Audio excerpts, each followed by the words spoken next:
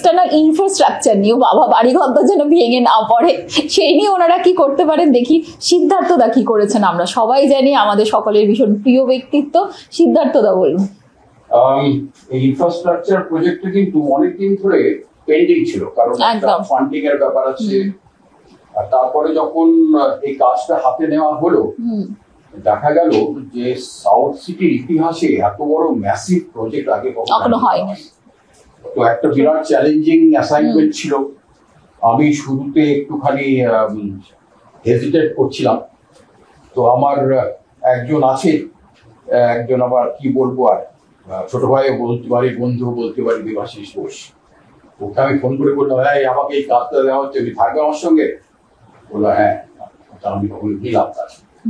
এটা কিন্তু একটা জিনিস বলছি যে এটা এমন একটা কাজ যে 24/7 365 ইনভলভ থাকে। তো যারা যারা এই কাজটা করবে ওদের সেই ডেডিকেশনটা নিয়ে আসতে হবে। আমি গত 2 বছর করেছি, পরে দেখলাম যে আমি ক্লান্ত হয়ে যাচ্ছি, কারণ আমার বয়সটা না কমছে না, বাড়ছে।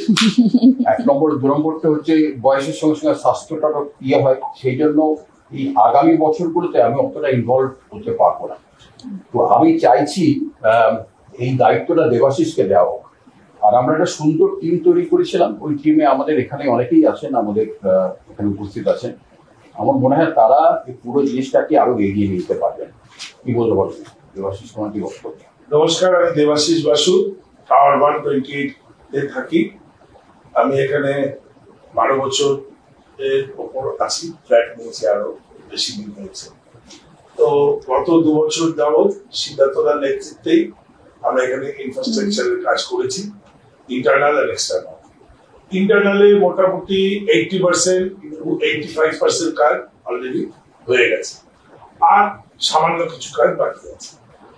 আর এক্সটার্নালে আপনারা দেখতেই পাচ্ছেন টাওয়ার 5 অলরেডি আমরা শেষ করেছি, এবং টাওয়ার 3 মোরাললেস 40% এর মতো কাজ হয়ে গেছে।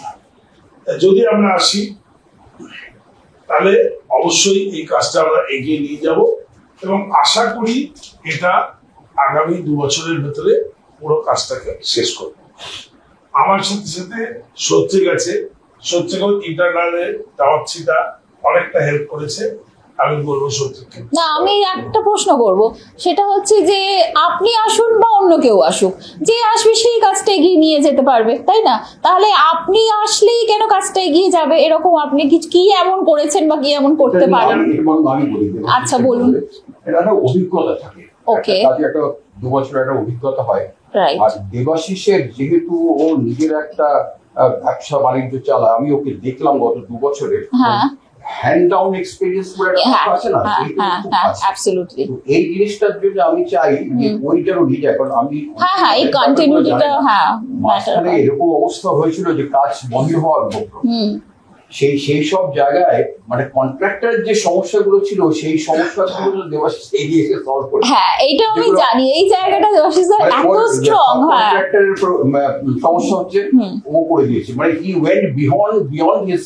হ্যাঁ একদম, কোথায় গিয়ে কার সাথে কিভাবে কথা বলে কাজটা সম্পূর্ণ করে নিতে হয়, এইটা কাজ যেখানে আটকে যাবে মনে হবে অ্যাবসলিউটলি ইম্পসিবল, আর কাজ এগোবে না, দেবাশিস তাকে ফোন করবে, কাজ ঠিক হয়ে যাবে। সত্যিটা বলতাম বলার আগে আমি সত্যিক সম্বন্ধে বলি, এই টাওয়ার 3 ইন্টারনাল কাজটা সত্যি হচ্ছে ওর একটা অফিসিয়াল ডেজিগনেশন ছিল, সেটা হচ্ছে জয়েন্ট ট্রেজারার।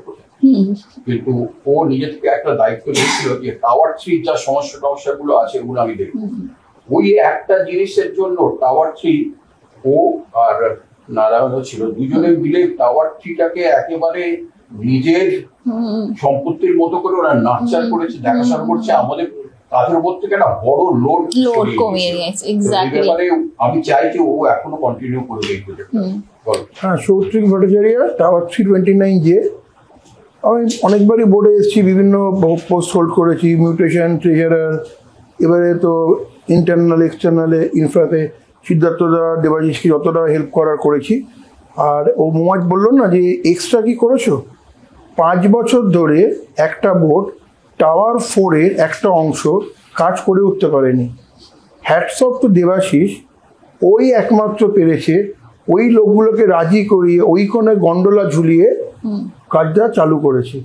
আর আমি নারায়ণ যখন দরকার পড়েছে দেবাশিসকে যেভাবে সম্ভব সাপোর্ট দিয়েছি এবং ভবিষ্যতেও আমরা যদি একসাথে থাকি সাপোর্ট দিয়ে চেষ্টা করব এই কামিং 3 ইয়ার্সের মধ্যে 1, 2, 3, 4, 5 সব এক্সটার্নাল কমপ্লিট করে দিতে।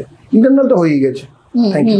দিস ইজ ভেরি ইম্পর্টেন্ট, কারণ আমাদের এই কাজটা কমপ্লিট হওয়া দরকার। বাপরে বাপ, কতদিন আর এখানে এরকম গন্ডোলা ঝুলবে। এই কাজ শুরু হওয়া ভীষণ কঠিন ছিল, আপনারা সবাই জানেন। শুভ আরম্ভ হয়ে গেছে, সেটাই যেন চলতে থাকে। আবার নতুন লোক এসে আবার নতুন নতুন কথা, মাঝখান থেকে আমরা ভুক্তভোগী, পিছন দিয়ে ভালো করে হাঁটতে পারবো না, ভুগতেই থাকবো। এদেরই কাজটা কমপ্লিট করতে দিন, তারপরের বারে না হয় অন্যজনকে ভোট দেবেন। আমি সত্যিই জানি এনারা কতটা কাজ করেছেন। So please vote for team সম্প্রীতি। নমস্কার। ভালো থাকবেন সবাই, নমস্কার।